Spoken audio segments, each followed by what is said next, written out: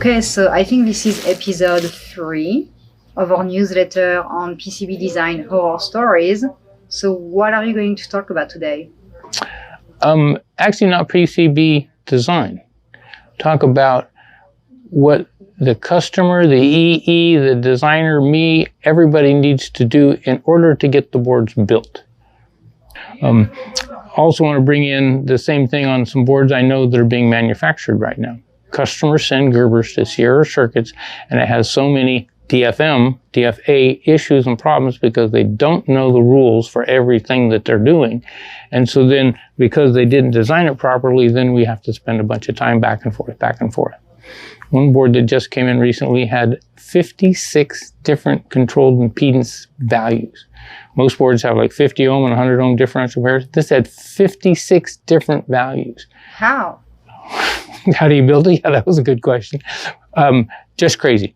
Some of his routing that he used probably was a greater, I shouldn't say problem, a greater impact than a different impedance. In other words, he wanted 50 ohm, but he wanted 60 ohm, but the 60 ohms was routed so poorly that if it was 50, you wouldn't have noticed the difference. You know, it's you have to lay it out properly.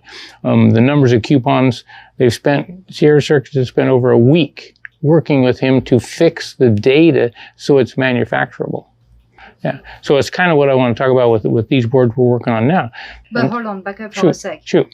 How did Sierra fix that board? Okay, good answer, because we have the capabilities of altering the data and fixing it. And we do frequently, we do on almost all boards, some little amount. But there's other times where there are big issues, and the customer, he's so much in a hurry, tells Sierra Circuits to go ahead and make the changes. So now his database that he has for his next build or anything is a bad data. So we alter his Gerbers, and he doesn't have good Gerbers.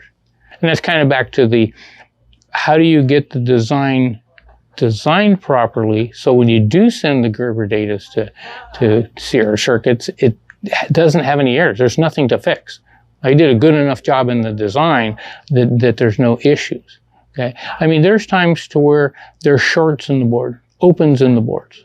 The Allegro tool that I use, or Cadence, whatever tool it is, Alteon, pads, any of the tools, they all have DRCs that check. You cannot have two traces crisscrossing and send that data to Sierra. In other words, that's a problem that you had. So what happens is your job gets delayed, gets put on hold. We have to ask you questions, and you got to go tell your boss, well, I said it was going to be done on Thursday, but it won't be done until next week, because they found so many mistakes in my work. To where if the customer doing the layout followed all the rules, even though it's hard to learn all those rules, but at least eliminate shorts and opens and some of that. So then when you do send it to Sierra Circuits to build it, it doesn't get put on hold. Emails don't go back and forth because your schedule just got screwed up. Now you go tell your boss, I made a bunch of mistakes and they can't build it yet. Yeah. Okay. So shoot.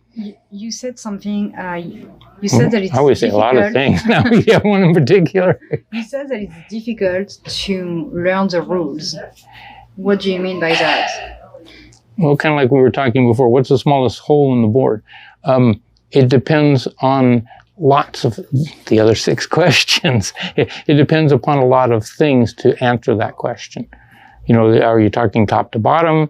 We won't get into HDI and things like that, but yeah, what's the smallest drill you can put in the board? It depends on the board thickness.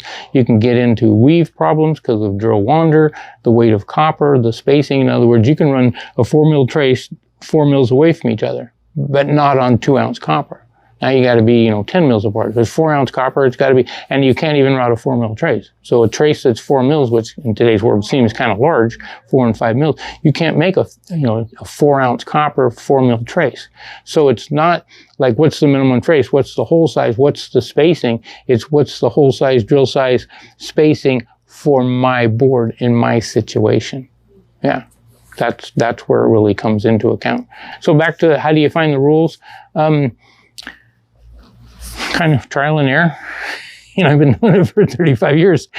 So you learn your mistakes, that kind of thing. Ask, kind of a thing. Start a document of what you're doing, that kind of stuff. For what we do here, we're like a service bureau kind of thing. So Dave's over there working on what, 3 mil thick flex board, 1 layer. So those rules for that board is completely different. So flex board, real small. Working on another one here, another one over there has got big high current. So we do lots of board. If you're lucky and work for one company and all of their products are similar, you don't have to learn every single rule. Just learn the rules for what your company is doing. Yeah, that kind of a thing. So yeah, it's kind of tough. You can ask. I get phone calls all the time, but don't say what's the smallest trace. Don't say, what's this? Got one the other day. How close to the edge of the board can I put a via?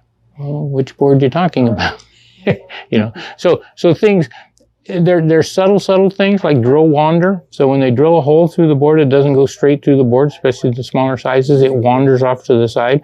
So if you take a 2-layer board that's 60 mils thick, the weave that's in the cloth that's in the board has weaving that's really spread apart. So the drill will come down and go around the weave.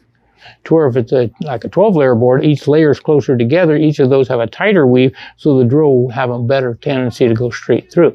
So when you still need a 2-layer board, but you need really tight stuff. In other words, you want a small drill, blah, blah, even though the board's thick, then we manufacture that board. So we don't start with a core that's 60 mils thick. We start with a bunch of 5s and put a whole bunch of them together. So then the weave's real tight, so then the drill will go straight to the board. So there's ways around things, but you got to understand how to do those things. Standard wander is 1 mil for every 60 mils thick. So a standard 62 thick board, the drill is going to be 1 mil off on the bottom. So the annular ring that you put the drill through the center of the pad, at the bottom down there of the board, it's going to be 1 mil off. Doesn't matter if it's a 2-layer board or a 10-layer board, the 62 thick. Yeah. But the closer the weave gets, then the drill doesn't wander as much.